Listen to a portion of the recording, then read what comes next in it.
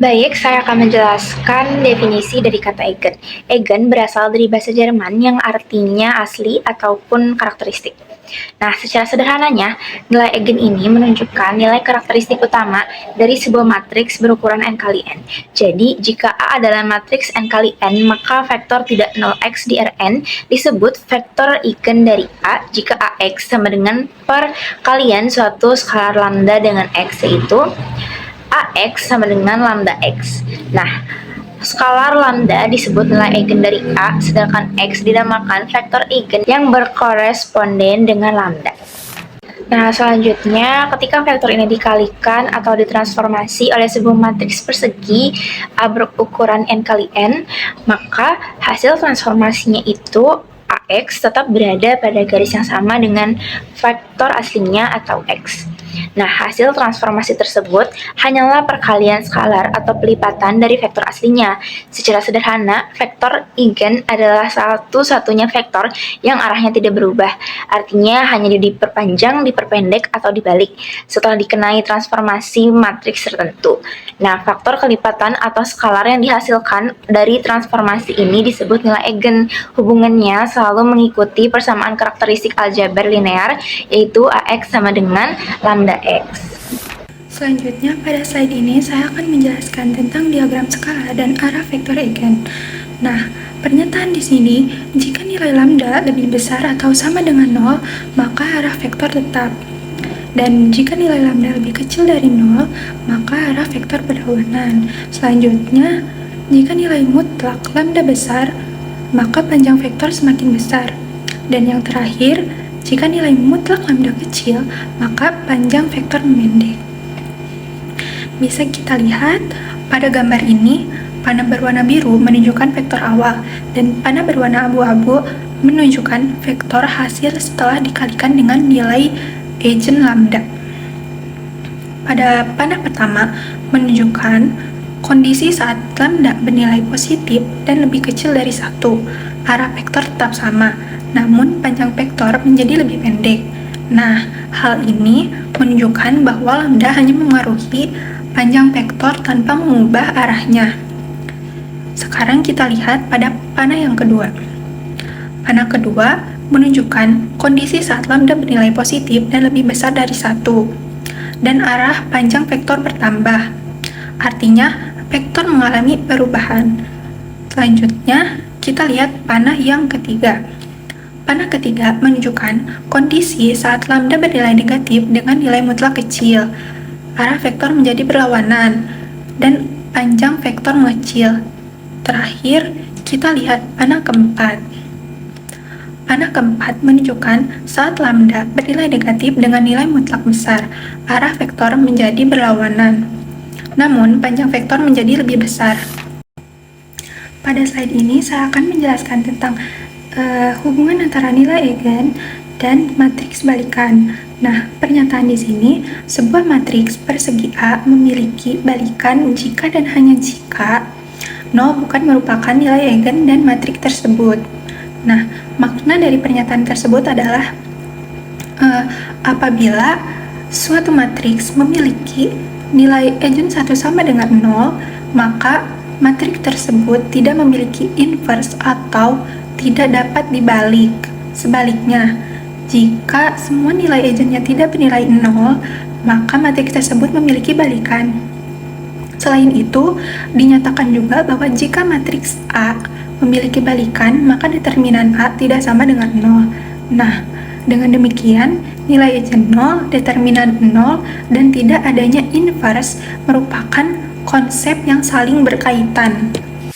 Dan di slide ini saya akan menjelaskan tentang matriks diagonalisasi. Nah, matriks diagonal adalah matriks yang semua elemen di atas dan di bawah diagonal utama bernilai 0. Berdasarkan gambar yang ditampilkan, dapat dilihat bahwa elemen yang memiliki nilai hanya berada pada diagonal utama. Nah, sementara itu, semua elemen di luar diagonal bernilai 0, karena bentuknya yang sederhana. Matriks diagonal sangat berguna juga dalam menyederhanakan perhitungan, terutama dalam perpangkatan matriks. Oke, baik, terima kasih kepada teman saya. Selanjutnya saya akan menjelaskan tentang aplikasi nilai eigen dan vektor eigen dalam analisis hierarkisasi proses atau AHP.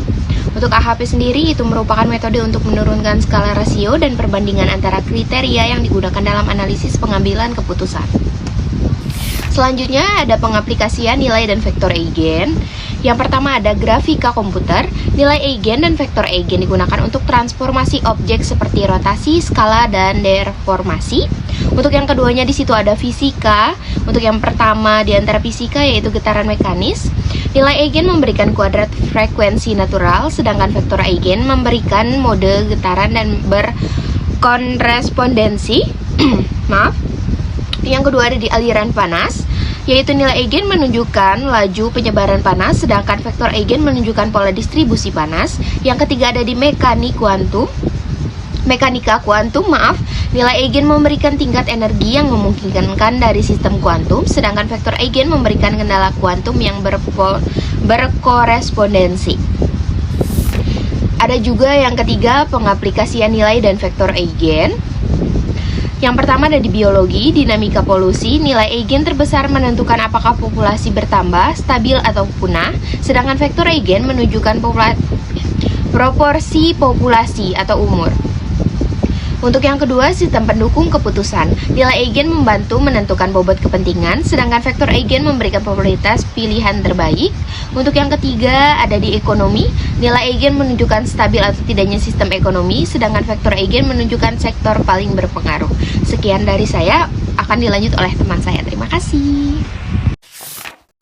Jadi di sini saya akan menjelaskan contoh soal yang ke-1. Di sini dapat dilihat nomor 1, matriks A yang berisikan min 1, 3, 2, dan 0. Kita disuruh mencari nilai eigen dari matriks A di atas.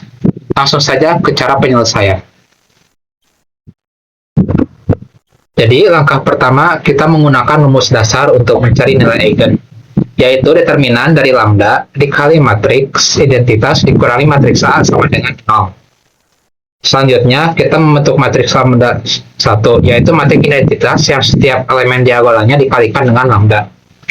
Setelah itu, matriks lambda dikurangkan dengan matriks A sehingga diperoleh matriks baru. Langkah berikutnya adalah menghitung determinan dari matriks tersebut. Karena matriksnya berordo 2 kali 2, maka determinan dihitung dengan cara mengalihkan diagonal utama, kemudian dikurangi hasil kali diagonal samping.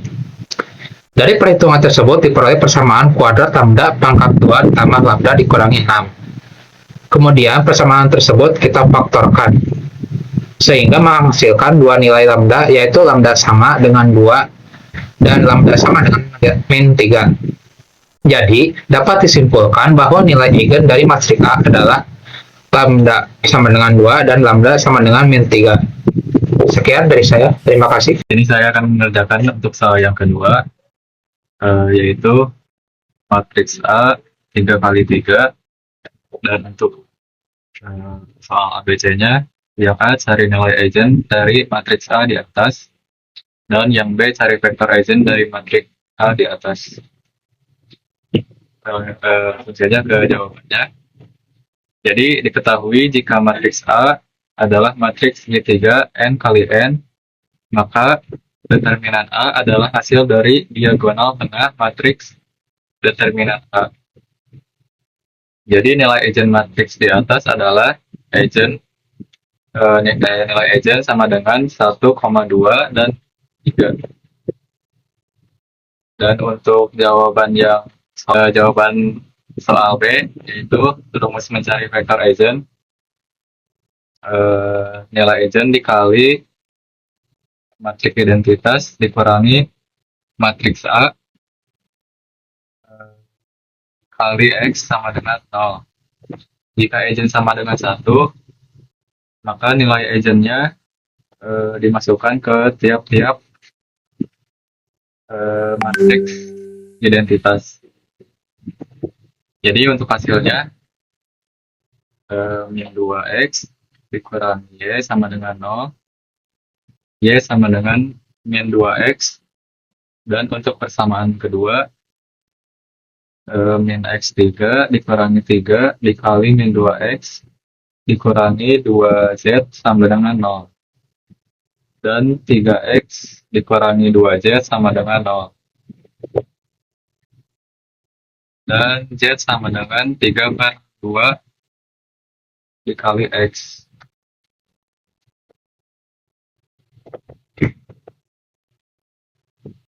Tidak ada persamaan yang membentuk nilai X, maka nilai X adalah variabel bebas.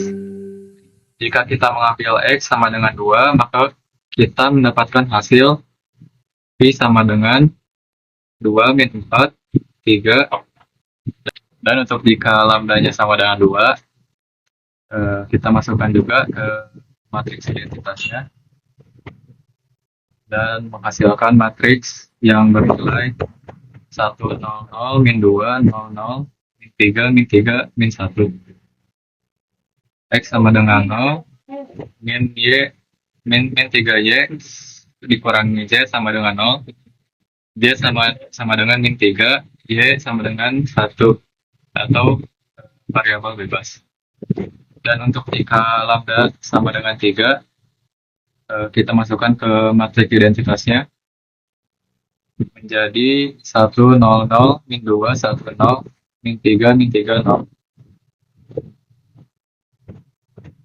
Jadi menghasilkan nilai X sama dengan 0, Y sama dengan 0, Z sama dengan 1, atau variabel bebas. Di sini saya akan menjelaskan nomor 3 dengan matriks A yang sama persis dengan di nomor 2 atau di nomor sebelumnya. Yang kita akan cari adalah cari diagonalisasi dari matriks di atas. Yang kedua ada cari aplikasinya. Diketahui nilai eigen di atas adalah lambda sama dengan 1, 2, dan 3. Dengan nilai V 1 ada di matriks 2, min 4, dan 3. V yang kedua ada 0, 1, dan min 3. Yang ketiga ada 0, 0, 1. Atau sama dengan P. Di sini kita memiliki matriks diagonal menjadi baris 1, 1, 0, 0, baris 2, 0, 2, 0, dan baris 3, 0, 0, 3. Yang dimana hanya memakai matriks diagonal dari A. Kita akan gunakan rumus P kali D kali P pangkat min 1 untuk mencari diagonalisasi. Kita cari nilai P pangkat min 1 terlebih dahulu. Analogikan bentuk A sebagai berikut. Yang dimana baris pertama kita mempunyai persamaan 2A sama dengan 1. Kita faktorkan menjadi A sama dengan setengah. Selanjutnya di baris kedua kita memiliki dua persamaan. Persamaan yang pertama ada di min 4 kali A tambah C sama dengan 1, atau C sama dengan 1 tambah 4A yang dimana hasilnya adalah 3. Persamaan yang kedua ada min 4A ditambah B sama dengan 0, atau sama dengan B sama dengan 2. Di baris ketiga kita memiliki 3 persamaan yang dimana 3A dikurangi 3B tambah D sama dengan 0, atau D sama dengan 9/2. Persamaan kedua kita memiliki 3C minus 3C tambah E sama dengan 0, yang dimana E sama dengan 3. Yang terakhir kita mempunyai persamaan F sama dengan 1. Jadi diketahui P pangkat min 1 adalah sebagai berikut. Selanjutnya kita hitung P kali D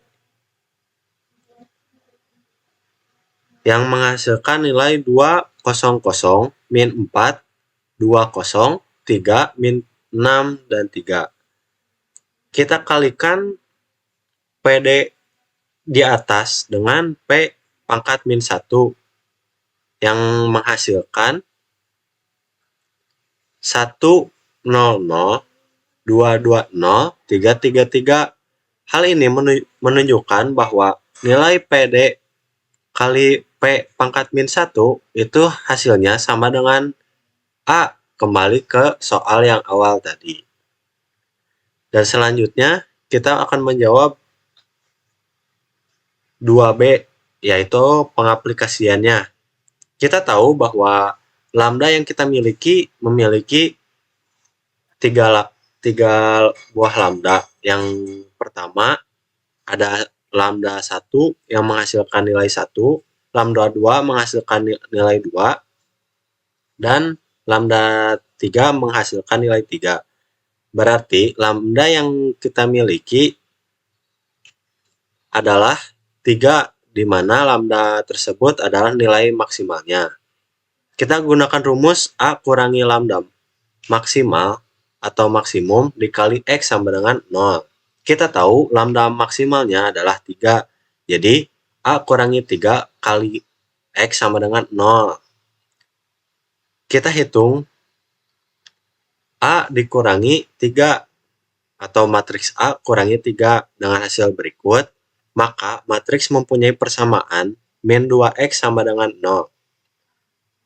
Persamaan yang kedua, 2X kurangi Y sama dengan 0 atau X sama dengan 0, Y sama dengan 0, dan Z sama dengan bebas.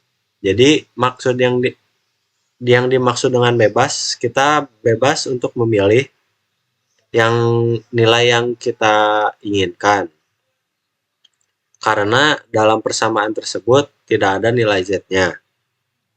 Selanjutnya persamaan yang ketiga ada 3X tambah 3T sama dengan 0. Kita ambil contoh bahwa Z sama dengan 1, maka W sama dengan 001. Gunakan rumus AHP sama dengan W dibagi dengan jumlah W pangkat I. Maka jumlah elemen yang didapatkan adalah 0 tambah 0 tambah 1 sama dengan 1. Jadi WAHP yang kita miliki adalah 001. Jadi kesimpulannya, pada nomor 2B ini, untuk pengaplikasian pada model A itu terlalu bias, karena pada saat mengambil keputusan, hanya kriteria ketiga saja yang berpengaruh, sedangkan yang lainnya tidak. Maka kita bisa sebut matriks ini tidak resiprokal.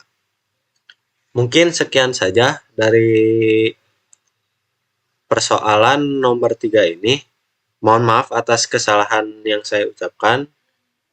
Terima kasih. Wassalamualaikum warahmatullahi wabarakatuh.